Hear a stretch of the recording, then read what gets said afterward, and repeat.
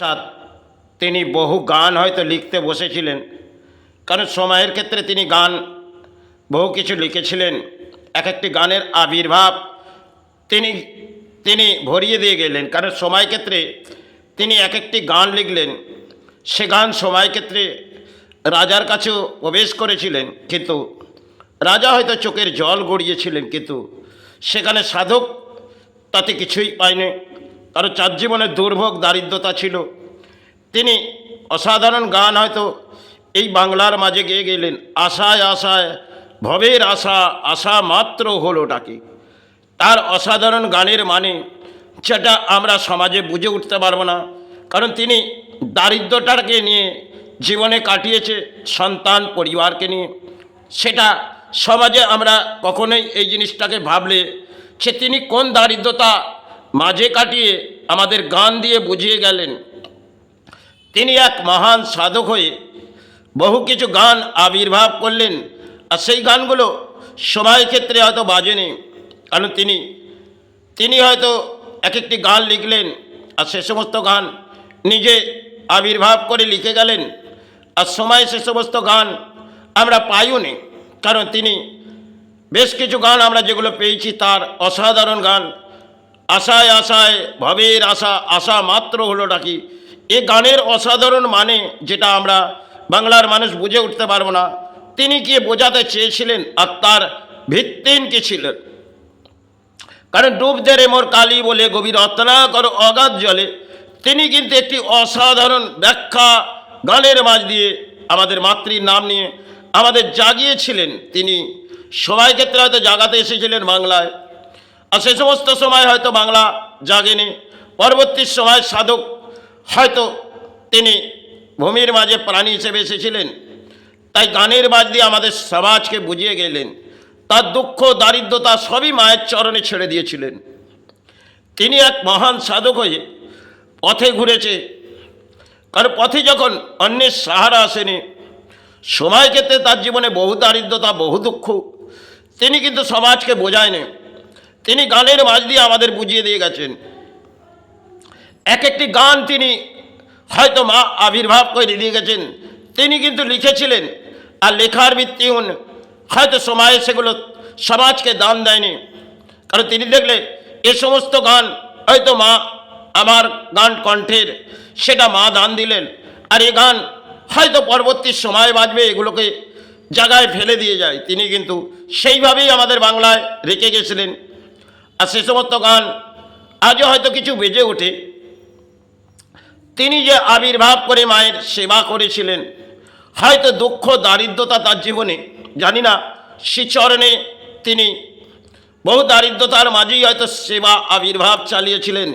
এই বাংলায় এসে সে সমস্ত গান আমরা বাংলায় পেয়েছি।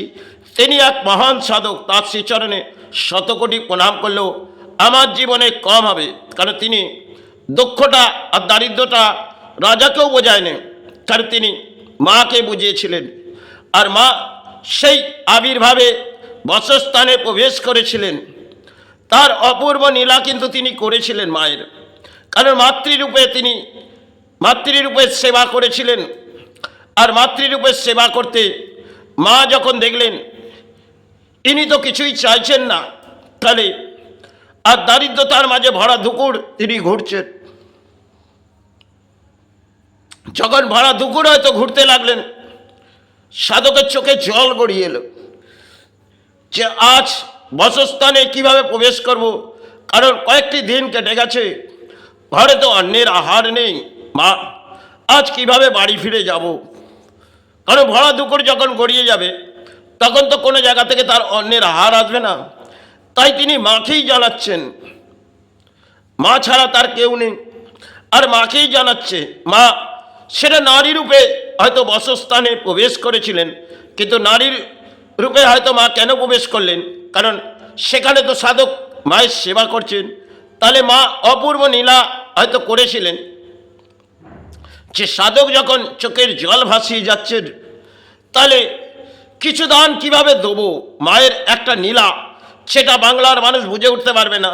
মা সেই নীলাটা করে সাধকের বসস্থানে পৌঁছালেন, আর পরিবার সেটাকে হয়তো গ্রহণ করতে চাইছিলেন না, কারণ পরিবারকে ব্যাখ্যা করেছিলেন যে দেখো এটা রামপ্রসাদ পাঠিয়েছেন, তখন পরিবার সেটাকে তবু গ্রহণ করেছিলেন, কারণ তখন ওনার নাম নিতে পরিবার সেটাকে মেনে নিয়েছিলেন।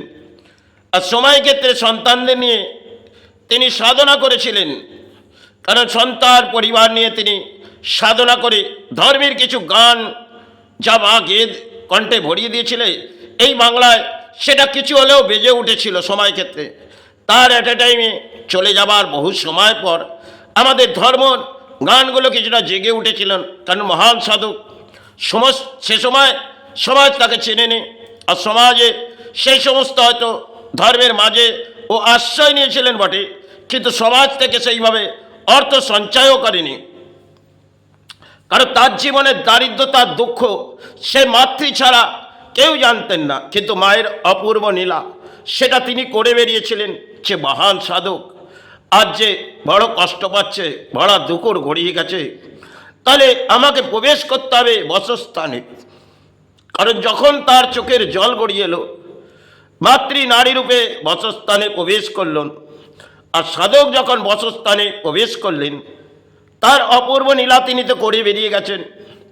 আর করে বেরিয়ে যাওয়ার পর পরিবারকে গিয়ে ব্যাখ্যা দিলেন সে দেখো আজ তো বহু পথ ঘুরলাম, কিছুই উপায় খুঁজে পেলাম না,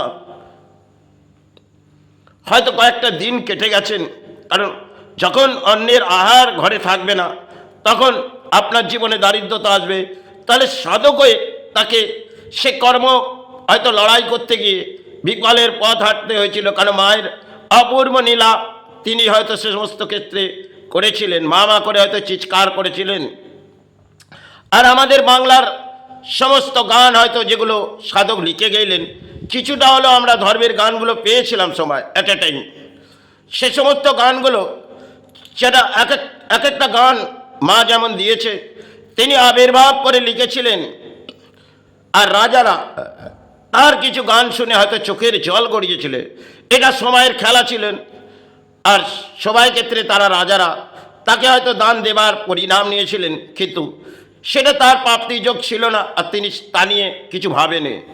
তিনি যতটা পেরেছে আমাদের গান লিখে আমাদের সমাজকে বুঝিয়ে গেলেন। এক মহান সাধক হয়ে তিনি এসেছিলেন এই বাংলার মাঝে, আর একটা সময় যখন ঠাকুর এই রাজ্যে প্রবেশ করবে তখন তিনি গঙ্গার ঘাট বহিষ্কার করে এসেছিলেন, কেন সময়ের খেলা হয়তো আসবেন, তিনি প্রবেশ করবেন, আর আমাকে সে করণীয় কাজ গুছিয়ে যেতে হবে। সে সমস্ত কাজ তিনি আমাদের বাংলার মাঝে এসে করেছিলেন। সময়ের তার হয়তো একটা মাতৃরূপের সেবায় খেলা ছিল, কারণ এটা তিনি মাতৃর সেবায় এসেছিলেন বাংলায়। সে মা মা করে চিৎকার করে ধর্মের কিছু গান গেয়ে ধর্ম জাগানোর পরিণাম নিয়েছিলেন। সে সমস্ত সময় ধর্মের গানগুলো হয়তো বাজেনি, আর লেখাগুলো একটা জায়গায় রেখে দিয়েছিলেন মহান সাধক। দেখলেন আমি চলে যাব হয়তো আজ, কাল হয়তো এই গান জেগে উঠবে কিনা, কিন্তু এতটা সময় হয়তো গড়িয়ে গেল, আর এই গান আমার লেখা গান কেউ তো গ্রহণ করলেন না। হয়তো রাজা কিছুটা চোখের জল গড়ালো, আর সমস্ত গান কিছুটা হলেও আমি জায়গায় রেখে যাচ্ছি, যদি সময় কেউ পায় তাহলে আমার ধর্মের গান, আমাদের ধর্মের গান আমার বাংলায় বেজে উঠবে। তিনি এই চিন্তা করে সেই স্থানের মাঝেই, যেটা তার স্থান ছিল, পরিবারকে নিয়ে যেখানে একটা স্থান ছিল, সেখানে সে সমস্ত গান তিনি রেখে গেলেন। পরে সে সমস্ত গান আমাদের দেশ রাজ্য পেয়ে গেলেন, কিছুটা হলো, কিছুটা নষ্ট হয়ে গেলেন, তাতেও আমাদের কণ্ঠ আবির্ভাব করে বুঝিয়ে গেলেন এক মহান সাধক হয়ে সে কতটা দুঃখ আর দারিদ্রতার মাঝে তিনি জীবনযাত্রা কাটিয়ে মনুষ্য জন্ম এসে মায়ের সেবা করে কতটা দারিদ্রতার মাঝে তিনি কাটিয়েছিলেন।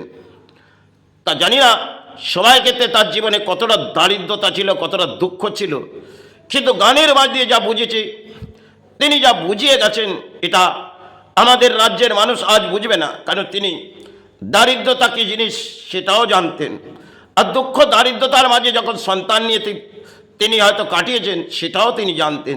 তবুও সমাজ থেকে কোনো আশা করেনি, নিরাশা হয়েছে। মা তাকে অপূর্ব নীলা দিয়ে খেয়ে সে হয়তো বসস্থানে প্রবেশ করে তার কিছুটা হলেও তাকে বুঝিয়েছিলেন সবাই, কারণ মায়ের সেবা তিনি করেছিলেন। হয়তো মায়ের সেবা করলে তাকে দুর্ভোগ পেতে হয়, বহু সাধককে দুর্ভোগ পেতে হয়েছিলেন, তাই সাধক রামপ্রসাদকে সে দুর্ভোগ মেনে নিতে হয়েছিল। তিনি জানতেন যে সেবাটা আমি করছি তাতে আমাকে দুর্ভোগ সমাজ থেকে পেতেই হবে, আর এই দুর্ভোগের মাঝেই আমি মায়ের সেবা চালিয়ে যাব, আর কিছুটা গান আবির্ভাব লিখে যাব, হয়তো সমাজ গ্রহণ করবেন না। আর সময় ক্ষেত্রে সেটাই ঘটেছিলেন। তাই এক একটি গান যখন লিখলেন, মা তাকে বললেন, দেখ সাধু, এতগুলো গান তুই আবির্ভাব করলি, কিন্তু এ গানের সমাজ হয়তো গ্রহণ করবে না সাধক। আজ যে সময়, কারণ তুই তো রাজাদের কাছে গেলি সাধক, তো সেই রাজা হয়তো কিছুটা চোখের জল গড়ালো, আর তো কিছু হলো না সাধক। তুই গানগুলো লিখে সেখানে লিখেছিস, কোথাও রেখে যা। তাই তিনি ভাবলেন, মা এ গান কোথায় রাখবো? মা বললেন, দেখ তোর এই বসস্থানের মাঝেই কোথাও রেখে দে, একটা সময় দেখবি সাধক তোর জীবনের গান সমাজে ফুটে উঠবে। তাই মায়ের কথা শুনে তিনি গানগুলো আমাদের সমাজে রেখেছিলেন। কিছুটা গান নষ্ট হয়ে গেলেন, সেই গানের মর্যাদা আমরা দিতে পারবো না, কারণ তিনি এক মহান সাধক হয়ে সে ধরনের গানগুলো গেয়েছিলেন। তার অপূর্ব নীলা করুণাময় ছিলেন, আর দারিদ্রতার মাঝে তিনি সেবা। কারণ সাধনা করতে গেলে দারিদ্রতা আসবে, দুঃখ আসবে, হয়তো জরা ব্যাধিও আসতে পারে, তাকে কিন্তু কাটিয়ে যেতে হবে। ধর্মের মাঝে তিনি আশ্রয় নিলে তাকে দুঃখ দারিদ্রতা বহু কিছু কাটিয়ে পার হতে হবে। কেন ধর্মের মাঝে এসেছো, আর প্রাণী হিসেবে এসেছো মনুষ্য জন্মে, আপনাকে কাটাতেই হবে। দেখবেন আজকে ধর্মের মাঝে কিছুটা হলেও গানটা বাজে, কিন্তু সেই ধর্ম জাগানোর মতন পরিস্থিতি সমাজে নেই। কারণ সাধক ধর্মকে জাগাতে এসেছিলেন, সময় ক্ষেত্রে সেগুলো জাগেনি। পরবর্তী সময় হয়তো ধর্ম জাগানোর পরিণাম এসেছিল, কেউ গানগুলো গেয়ে আমাদের ধর্মকে জাগিয়েছিলেন। যাই হোক, বহু শরীরে কষ্ট হচ্ছে, আর বেশি হাঁটবো না। তাই তিনি যখন এক একটি গান আমাদের বাংলায় গেয়ে গেছেন বটে, সে গানগুলো সময় যিনি পেয়ে এই গানগুলো গেয়েছিলেন, অসাধারণ যেন সমাজকে ফুটিয়ে দিয়েছিলেন। এক একটি যেন পদ্ম ফুল ফুটে এসেছিলেন গানের মাঝে। এক একটি যেমন মায়ের চরণে জবা ফুল দিই, সেই ফুলটা যেমন ফুটে ওঠে, সাধকের গানটি ফুটে উঠেছিলেন। আর সাধক যেমন গানগুলো গেয়েছিলেন, বাংলা জেগে উঠেছিলেন। সময় হয়তো জাগেনে, পরবর্তী সময় জেগেছিলেন। সে গানের ভিত্তিহীন কী ছিলেন, তিনি কি বোঝাতে চেয়েছিলেন সমাজকে, তা সমাজ সে সময় কেন বোঝেনি। এক মহান সাধক হয়ে কি সমাজকে বোঝাতে চেয়েছেন, কি রাজাকে বোঝাতে চেয়েছেন, তার পরিণাম আমরা কখনোই এর ইতিহাস খুঁজে পাবো না। কারণ ইতিহাস তিনি লিখেছিলেন, আর বহু ইতিহাস নষ্ট হয়ে গেলেন। হয়তো যেটুকুন পেয়েছি সেটা আমাদের বাংলার সৌভাগ্য ছিল। তিনি গানের মাঝ দিয়ে ধর্ম জাগিয়ে গেলেন। সে একটা টাইম এসেছিল, আজ থেকে 350 বছর পেরিয়ে হয়তো বহুটা সময় চলে গেছে। তিনি একটি আসন, যেটা সেবা হয়তো কোনো জায়গায় বাসস্থানে করেছিলেন, আর একটা আসনে বসে সেবাটা একটা জায়গায় আসনে করেছেন, আরেকটি জায়গায় কোনো আসন তিনি হয়তো জপ সিদ্ধাই করে সে পঞ্চবটি আসন জাগিয়েছিলেন। সেটা আজ বাংলায় কেউই ওই আসনে বসার যোগ্যতা নেই। তার মহান সাধকের আসনে কেউ যোগ্যতা পাবে না, কারণ একটা আসন তিনি সিদ্ধাই নিয়ে লড়াই করেছিলেন। আর এই সমাজে সেই আসন আজও জাগেনি, আর জাগবেও না, কারণ তিনি এক সাধনা করতে এসেছিলেন বাংলায়। মা মা করে চিৎকার করে ধর্ম জাগিয়েছিলেন। সময়ের অংশের একটা খেলা ছিল হয়তো তার জীবনে। তাই দুঃখ দারিদ্রতার মাঝে এক একটি গান আমাদের বাংলাকে আবির্ভাব করে বুঝিয়ে দিয়ে গেলেন। আজ সে সমস্ত আবির্ভাব হয়তো বাংলার মাঝে কিছুটা হলেও বাজে, কিন্তু তার পরিণাম আমরা কিছুই জানি না। যাই হোক, তিনি যা করে গেছেন সেটা আমরা করণীয় জীবনে হয়তো কখনোই করতে পারবো না, কারণ দুঃখ দারিদ্রতা মনুষ্য জন্মে আসবে।